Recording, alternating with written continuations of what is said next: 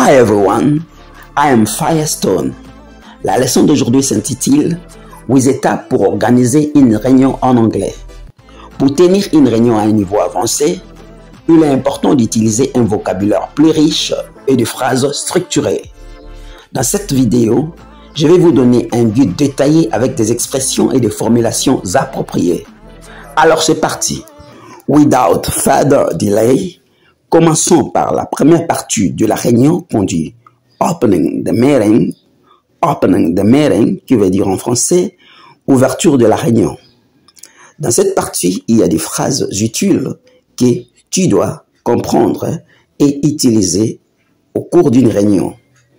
Commencez par exemple à dire Good morning everyone, I appreciate your presence today. Ou bien Good afternoon everyone, I appreciate your presence today. Qui veut dire bonjour à tous, je vous remercie d'être présent aujourd'hui.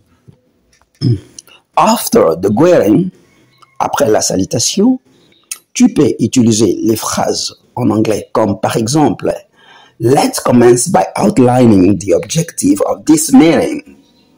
Let's commence by outlining the objective of this meeting. Commençons par définir les objectifs de cette réunion. Alors cette fois-ci, je vais mettre ensemble les deux phrases que j'ai dites précédemment. Good morning everyone, I appreciate your presence today. Let's commence by outlining the objective of this meeting. Je reprends. Good morning everyone, I appreciate your presence today. Let's commence by outlining the objective of this meeting.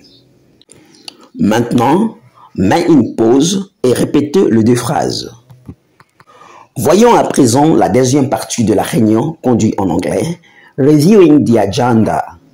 Reviewing the agenda, pour dire revue de l'ordre du jour.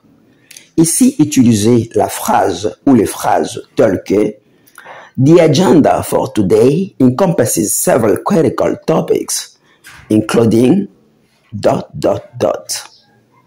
The agenda for today encompasses several critical topics, including ... C'est-à-dire, l'ordre du jour d'aujourd'hui englobe plusieurs sujets critiques, notamment ... Voilà encore une autre phrase utile à utiliser dans cette partie nommée Reviewing the agenda, or revue de l'ordre du jour.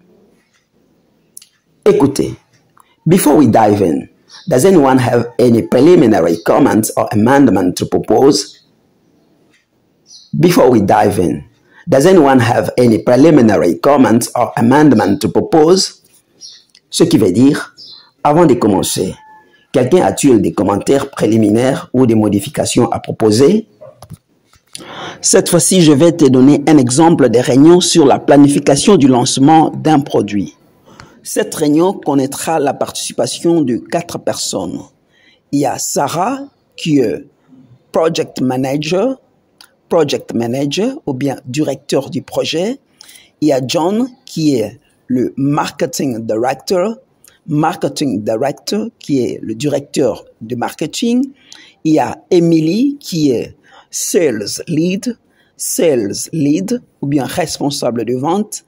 Il y a enfin Mike qui est product developer pour dire développeur de produits. Sarah ouvre la réunion à ces propos. Good morning everyone. I appreciate your presence today as we gather to strategize the launch of our new product, the EcoSmart widget. Let's commence by outlining the objective of this meeting. Bonjour à tous. J'apprécie votre présence aujourd'hui. Alors que nous nous réunissons pour élaborer une stratégie de lancement de notre nouveau produit, le widget EcoSmart. Commençons par décrire les objectifs de la réunion. Deuxième partie, Sarah s'articule sur l'ordre du jour. Écoutons. The agenda for today encompasses several critical topics, including market analysis, promotional tactics, and sales training.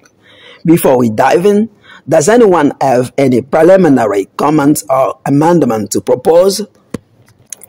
L'ordre du jour d'aujourd'hui comprend plusieurs sujets cruciaux, notamment l'analyse du marché, les tactiques promotionnelles et les formations à la vente. Avant de nous lancer, quelqu'un a-t-il des commentaires ou des amendements à proposer? Aucune objection n'est soulevée. En anglais, nous disons no objections are raised. Thank you for watching today's video. To help this channel grow, please like, comment, and share the video. Next time, I will focus on the other part of the meeting. Hasta luego.